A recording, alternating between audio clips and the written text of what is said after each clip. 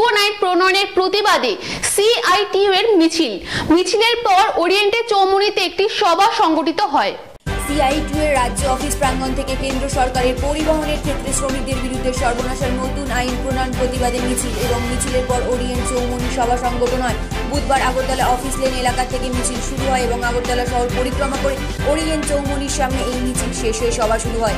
এই সভায় উপস্থিত ছিলেন সিআইটিইউ এর নেতা মানিক দে সহ অন্যান্যরা। আমাদের সিআইটিইউর পক্ষ থেকে পরিবহন শ্রমিকদের উপর গোটা দেশে যেই একটা পরিস্থিতি তৈরি করেছে বিজেপি নেতৃত্বাধীন কেন্দ্রীয় সরকার, এটা চলতে দেওয়া যায় না। এবং বিশেষ করে ভারতবর্ষে ব্রিটিশ শাসিত ভারতবর্ষে একটা আইন ছিল, এই আইনটাকে তারা সময়ে সময়ে পরিবর্তন করেছেন। 1988 সালের একটা পূর্ণাঙ্গ আইন পরিণত করেছিলেন। এটা অ্যামেন্ডমেন্ট করার পর 2019-এ আবার অ্যামেন্ডমেন্ট করেছেন। 2022-এ গিয়ে এটা 2019-এ যে আইনটা করেছেন 2022-এ গিয়ে একটা রুলস জারি করেছেন, যেটা ভয়ঙ্কর বিপজ্জনক।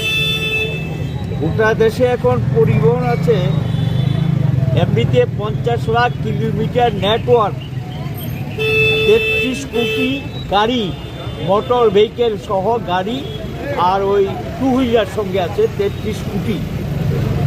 21 কোটি হল টু হুইলার, তারপর ফোর হুইলার এবং তার বেশি হল গিয়ে 7 কোটি। 90% নির্ভর করে রোড ট্রান্সপোর্টের উপর, মানে সড়ক পরিবহনের উপর।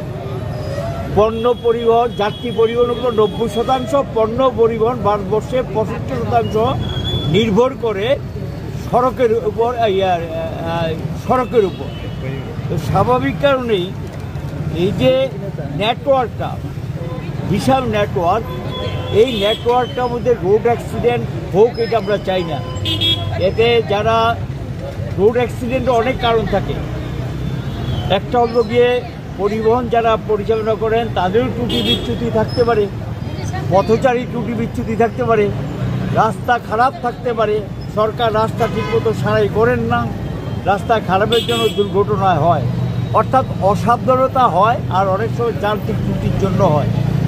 দেখা গেল সেই দুর্ঘটনার পর যেখানে দুর্ঘটনা হয় শ্রমিকরা তাদেরকে নিয়ে যাওয়ার চেষ্টা করেন যে হাসপাতালে পৌঁছে দেওয়ার জন্য। এখানে গিয়ে দেখা যায় মারমুখী জনতার হাতে আক্রান্ত হয়, জীবননাশ ঘটে এবং তারা সেখানে রক্তাক্ত হয়। এখানে ইচ্ছা থাকলে অনেক ক্ষেত্রে পারেন না। এখন যে আইনটাকে সংশোধন করে যেটা করেছেন বিপজ্জনক দানবীয় আইন, যে 10 বৎসর জেল, 7 লক্ষ টাকা জরিমানা, অনাদে আরও জেল। এই যে আইন, এই আইন কোনো অবস্থাতেই মেনে যাওয়া যায় না। সারা ভারতবর্ষে এটা প্রতিবাদ চলছে এবং গোটা দেশে ইতিমধ্যে বিভিন্ন জায়গাতে গাড়ি বন্ধ করে রাস্তা জাম করে প্রতিবাদ করছেন। বিজেপি সরকার বলেছে যদিও যে এটা স্থগিত রাখবে, কিন্তু এই কথা আমরা বিশ্বাস করি না। এরা অনেক কথা বললেন, কাজে তা করে না। তারা শ্রমিকদের স্বার্থের বিরোধী, মালিকের স্বার্থ রক্ষাকারী, তল্পিবহ, এবং এরা সাধারণত জনগণের স্বার্থ সংশ্লিষ্ট বিষয়গুলি দেখে না এবং শ্রমিকদের বিরুদ্ধে তারা কার্যত যুদ্ধ ঘোষণা করেছে শ্রমজীবীদের বিরুদ্ধে। এবং ইতিমধ্যে তারা লেবার আইনও সংশোধন করে শ্রমিকদের বিরুদ্ধে এগুলো করেছেন। একদিকে মজুরি পায় না, একদিকে গিয়ে নানা ধরনের দেখা যায় আফিং পাস করবে, আফিং পাস করে দিচ্ছেন, গাঁজা জাতীয় দ্রব্য, নেশা জাতীয় দ্রব্য পাস করছেন। গাড়ির ভিতরে কী আছে শ্রমিকরা জানে না, অ্যারেস্ট হয়, জেলখানা যায়, ছুটে আসে এবং তার পরিবারও জানে না কোথায় আছে, কোন জেলে।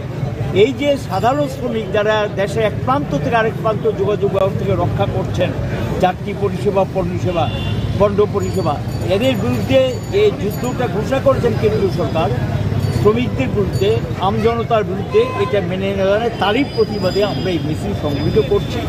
আমরা সরকারকে বলবো যে এটা স্থগিত হবে না, বাতিল ঘোষণা করতে হবে। বাতিল ঘোষণা না করলে লড়াই চলবে, সারা দেশে আন্দোলন চলছে, আমরা এখানে আন্দোলন করছি এবং কি বিজেপি সংগঠনও রাস্তায় নেমেছে শ্রমিকদের চাপে পড়ে। দেশের আমজনতাও রাস্তায় নেমেছে। এটাকে এই দানবীয় আইন আমরা সমর্থন করতে পারি না, তারই প্রতিবাদে আজকে মিছিল এবং আমরা একটা বিক্ষোভ সভা সংগঠিত করবো।